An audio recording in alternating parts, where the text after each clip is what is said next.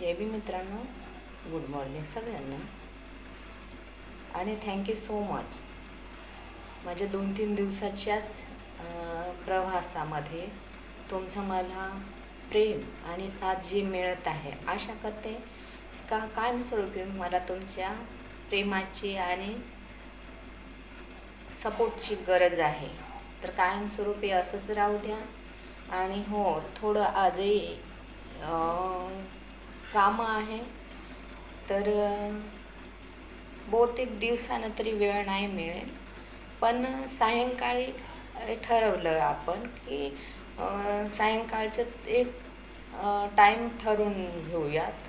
रात्रीचे 9 वाजता कसा तुम्हाला म्हणजे तो टाईम योग्य वाटेल नक्की कमेंट करून सांगाल.